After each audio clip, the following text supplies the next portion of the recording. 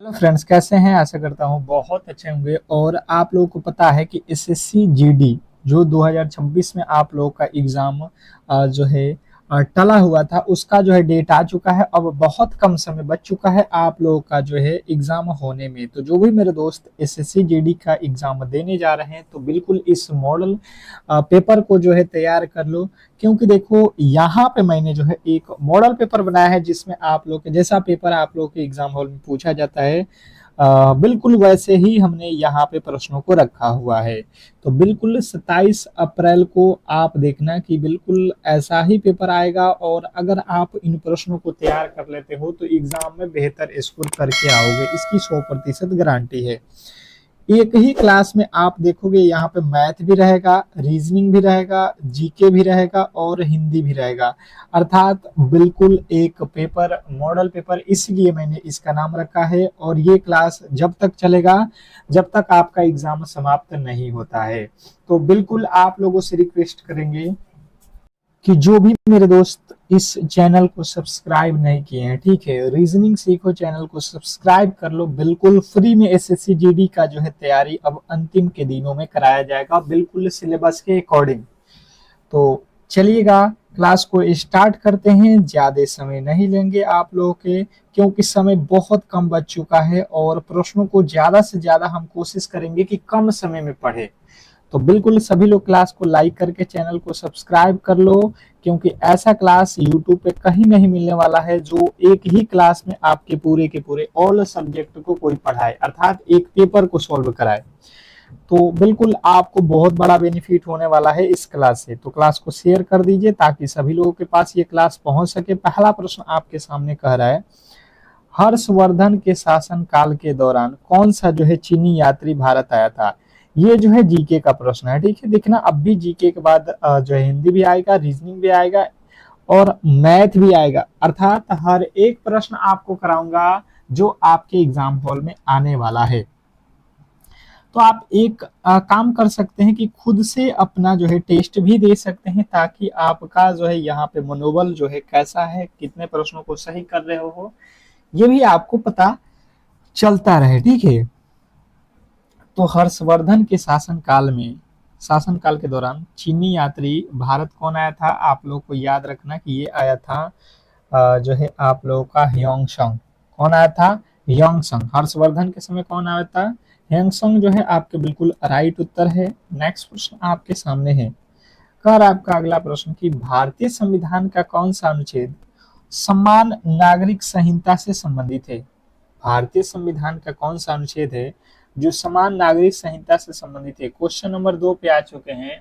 आप यहाँ पे कमेंट बॉक्स में बताते चलेंगे कि इसका राइट उत्तर क्या होने वाला है। मेरे साथ आप टेस्ट के तौर पे हर एक प्रश्न के राइट उत्तर बताने की कोशिश करेंगे। जैसे पहला प्रश्न था तो उसका बी हुआ, तो बी बताइए लिखकर। ए दूसरे का ए हो रहा है तो ए बताइए, डी हो रहा है तो डी बताइए। इस तरीके से लिखते चलिए ताकि एक आपका टेस्ट भी होता चले साथ में।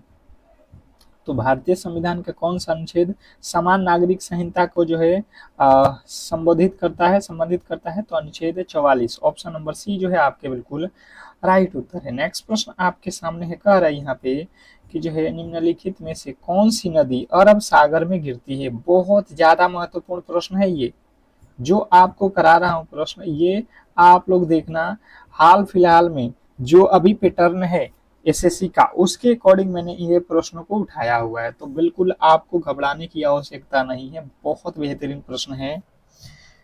अरब सागर में गिरने वाली जो है नदी कौन सी है? तो आप लोगों को याद रखना है, नर्मदा नदी है जो कि अरब सागर में गिरती है। ऑप्शन नंबर सी वाले जो भी मेरे दोस्त हैं, उनका बिल्कुल राइट उत्तर है, जिन्होंने ऑप्शन नंबर सी को चुना है।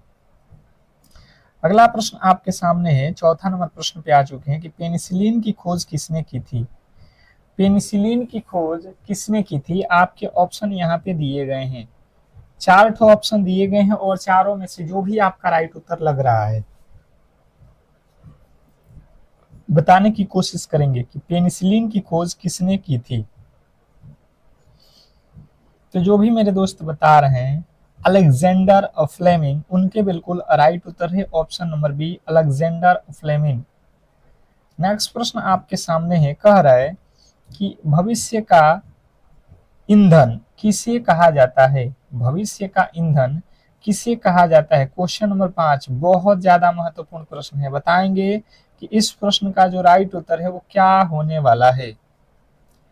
क्वेश्चन नंबर 5 पे आ चुके हैं और 5वें नंबर प्रश्न का जो राइट उत्तर है बताएंगे सभी लोग कि भविष्य का ईंधन किसे कहा जाता है। तो जो भी मेरे दोस्त बता रहे हैं क्वेश्चन नंबर 5वां का राइट उत्तर यहाँ पे कि भविष्य का जो ईंधन है ये हम लोग हाइड्रोजन को बोलते हैं, उनका बिल्कुल राइट उत्तर है option number B hydrogen. Next प्रश्न आपके सामने देखिए, गणित का प्रश्न आ चुका है। प्रश्न कह रहा है आप लोगों के सामने कि एक वस्तु को 15% के लाभ पर 2070 रुपये में बेचा जाता है। यदि उसे 1890 में बेचा जाए तो लाभ या हानि प्रतिशत क्या होगा? बहुत बहुत इंपॉर्टेंट प्रश्न है और खास करके एसएससी का ये फेवरेट प्रश्न है। ठीक है, तो सॉल्व करने की कोशिश करेंगे सभी लोग। गणित का प्रश्न है, मैथ का प्रश्न आप लोगों के सामने आ चुका है।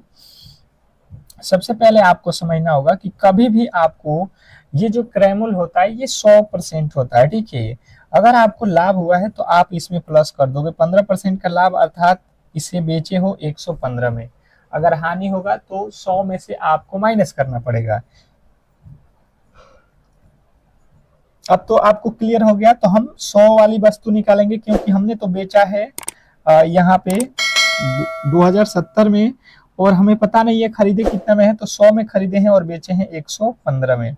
अब यहाँ से बनाने की कोशिश करोगे तो क्या होने वाला है, ये 20 बचे 100, ये 23।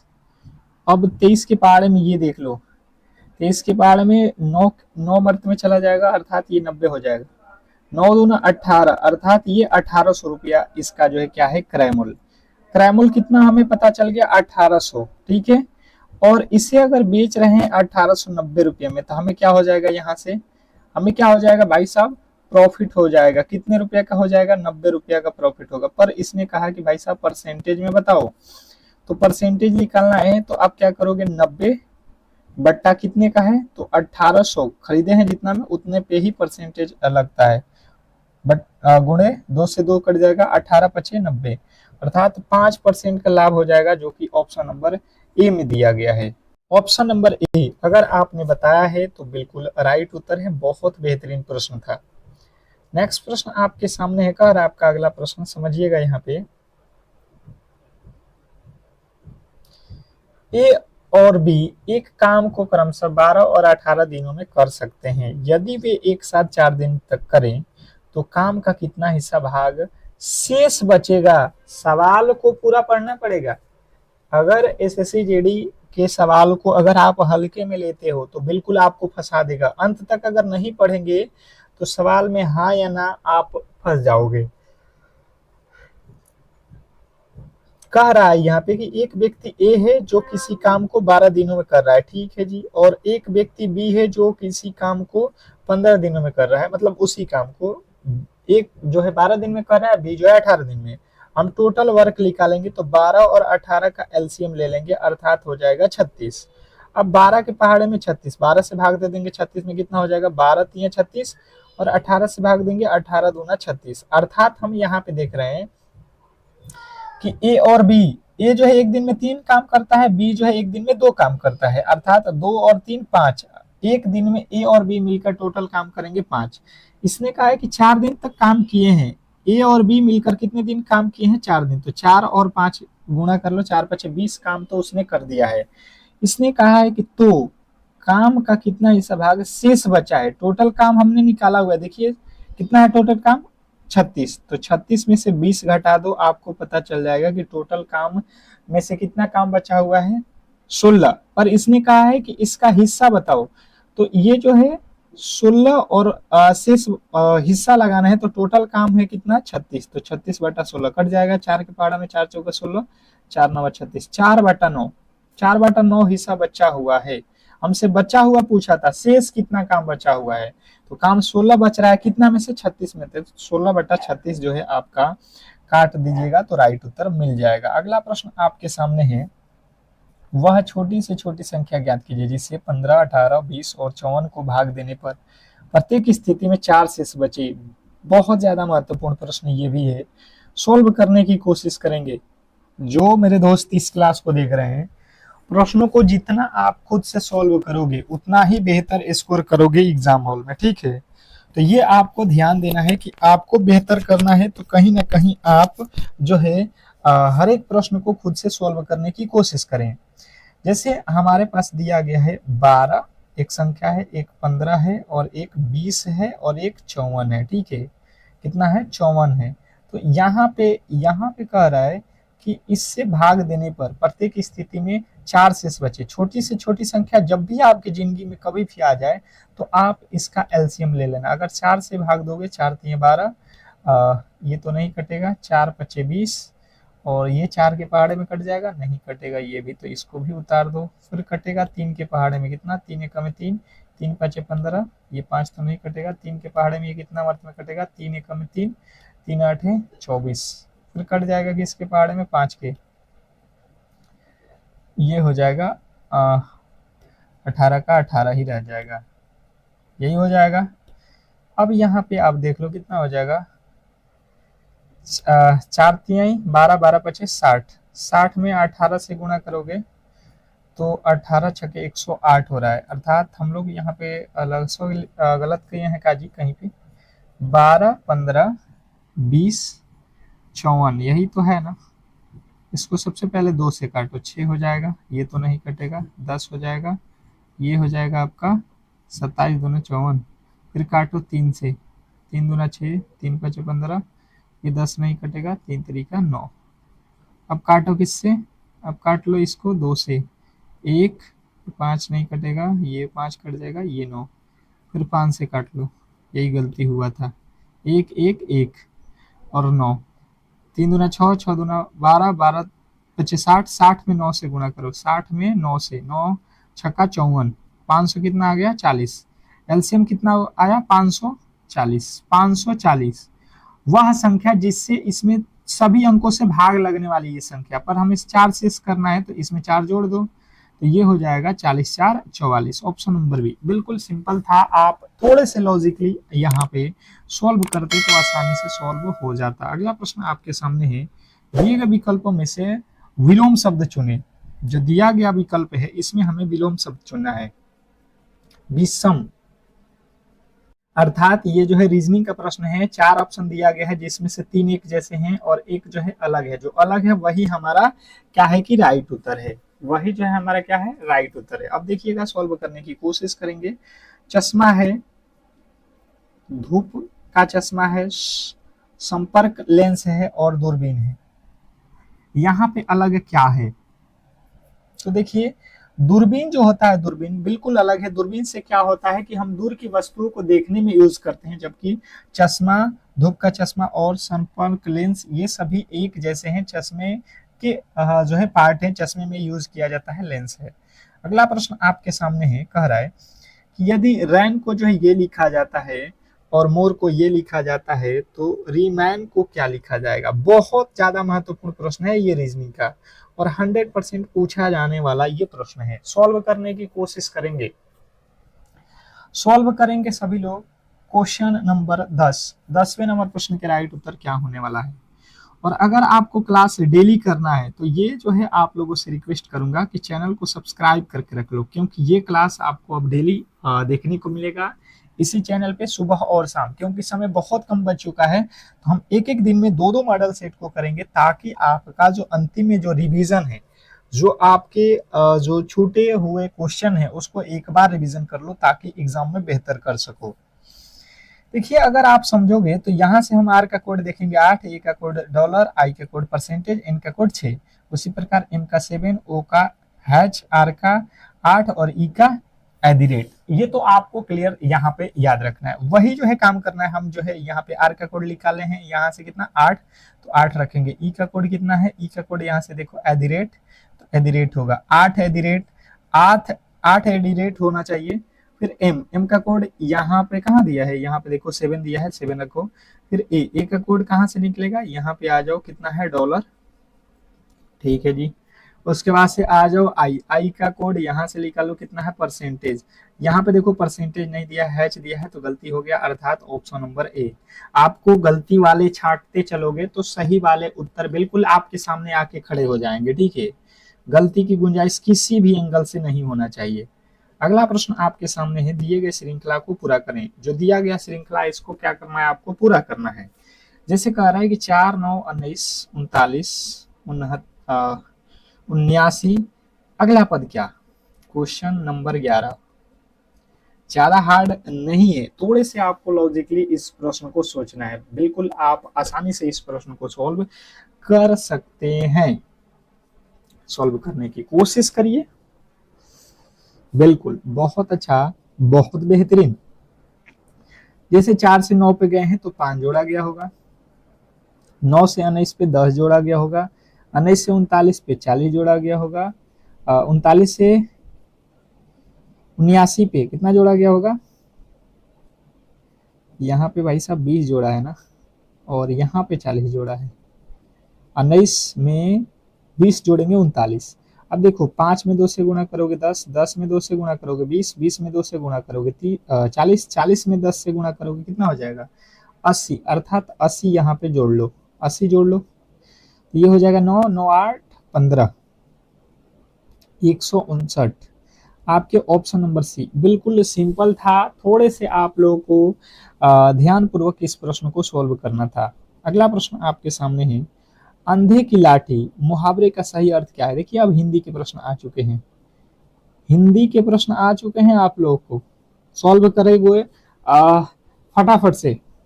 अंधे की लाठी मुहावरे का अर्थ क्या है, क्वेश्चन नंबर 12। 12वें नंबर प्रश्न के राइट उत्तर सभी लोग बताएंगे। तो जो भी मेरे दोस्त बता रहे हैं एकमात्र सहारा, उनका बिल्कुल राइट उत्तर है अंधे की लाठी, अर्थात एकमात्र सहारा, याद रखोगे ऑप्शन नंबर बी। नेक्स्ट प्रश्न आपके सामने है, शुद्ध वर्तनी वाले शब्द का चयन करें। ये प्रश्न बार बार पूछा गया है, हर एक साल एसएससी ने इस प्रश्न को पूछा है कि आशीर्वाद का शुद्ध रूप कौन सा है, आशीर्वाद किस तरीके से लिखा जाता है, ये हमेशा ही पूछा गया प्रश्न है। तो बताने की कोशिश करेंगे कि आशीर्वाद कहाँ पे सही लिखा गया है। तो जो भी मेरे दोस्त बता रहे हैं कि भाई साहब ऑप्शन नंबर सी जो है हमारा बिल्कुल राइट उत्तर है, तो उनका बिल्कुल राइट उत्तर है ऑप्शन नंबर सी वाले, जो भी मेरे दोस्त हैं बिल्कुल राइट उत्तर है। नेक्स्ट प्रश्न आपके सामने है, स्थावर का विलोम शब्द क्या है। ये भी प्रश्न हर बार हिंदी में पूछा गया है, हिंदी में हर एक साल ये प्रश्न आया हुआ प्रश्न है, तो इस बार भी आप तैयार रहो कि ये प्रश्न आएंगे। स्थावर का विलोम शब्द क्या होता है, जंगम होता है, जो कि ऑप्शन नंबर सी में दिया गया है। फिर कह रहा हूं कि जो भी मेरे दोस्त मेरे क्लास से अब तक नहीं जुड़े हैं, तो प्लीज आप लोग क्लास को लाइक करके चैनल को सब्सक्राइब करके जुड़ जाओ, क्योंकि अभी भी आप लोगों के पास जो समय है 10 दिन का, उसमें हम 100% जो है आपको बेहतर करने की कोशिश करेंगे, और 100% आप बेहतर करोगे एग्जाम हॉल में, इसकी गारंटी है। नेक्स्ट प्रश्न आपके सामने है, कह रहा है यहाँ पे कि जो है दिए गए वाक्यांश के लिए एक शब्द चुनिए जो कम बोलता हो, जो कम बोलता हो उसके लिए एक शब्द क्या होता है, बताएंगे सभी लोग। क्वेश्चन नंबर अब 15 पे आ चुके हैं, 15वें नंबर प्रश्न के जो राइट उत्तर है बताने की कोशिश कीजिए सभी लोग, कि जो कम बोलता हो उसके लिए एक शब्द क्या होता है।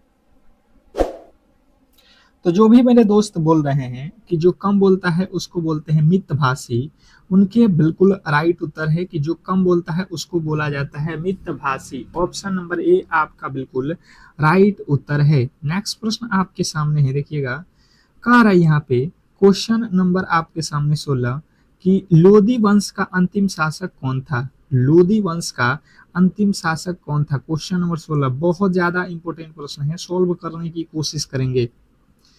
लोदी वंश का अंतिम शासक कौन था, क्वेश्चन आपके सामने 16। 16वें नंबर प्रश्न के जो राइट उत्तर है, जो भी मेरे दोस्त यहाँ पे बता रहे हैं कि लोदी वंश का जो अंतिम शासक था, यहाँ पे लोदी वंश का अंतिम जो शासक था ये आपका था इब्राहिम लोदी, वो बिल्कुल राइट उत्तर के साथ है ऑप्शन नंबर सी। नेक्स्ट प्रश्न आपके सामने है कि नीति आयोग के पदेन अध्यक्ष कौन होते हैं। नीति आयोग के पदेन अध्यक्ष कौन होते हैं? क्वेश्चन नंबर 17 बहुत बहुत इंपॉर्टेंट है। क्वेश्चन नंबर 17 बताइएगा, नीति आयोग के पदेन अध्यक्ष कौन होता है? तो जो भी मेरे दोस्त बता रहे हैं प्रधानमंत्री होते हैं, उनके बिल्कुल राइट उत्तर है ऑप्शन नंबर बी।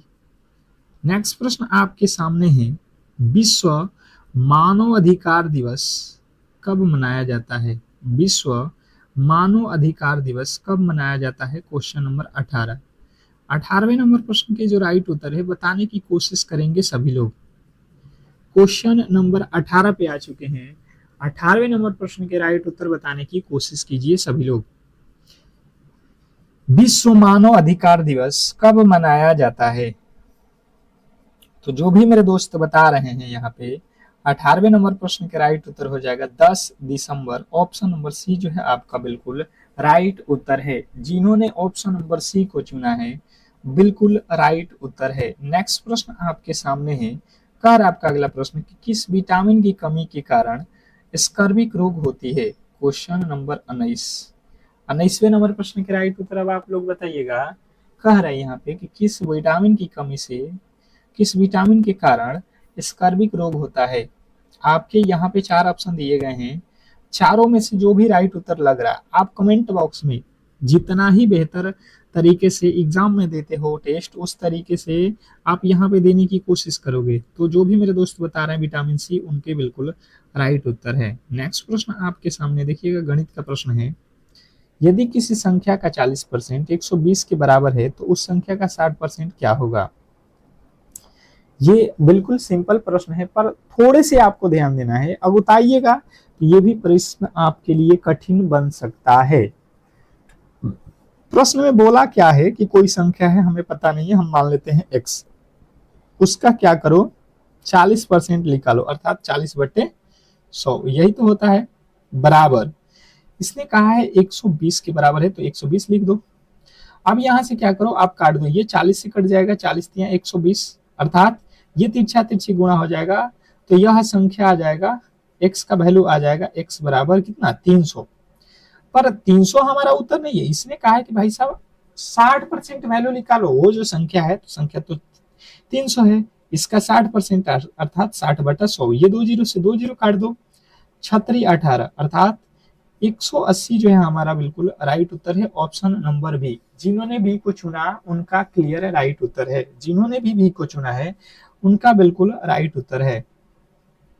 नेक्स्ट प्रश्न आपके सामने है, कह रहा है यहाँ पे कि एक ट्रेन 72 किलोमीटर प्रति घंटे की गति से चलते हुए एक खंभे को 15 सेकंड में पार करती है, ट्रेन की लंबाई ज्ञात करें। बहुत ज्यादा महत्वपूर्ण प्रश्न है, ट्रेन वाली प्रश्न तो एक ठो हर एक शिफ्ट में पूछता है, ये आप लोग कंफर्म रहना, ठीक है, ये आप लोग को तैयार कर लेना है, पहले से ही मैं बता रहा हूँ, ठीक है।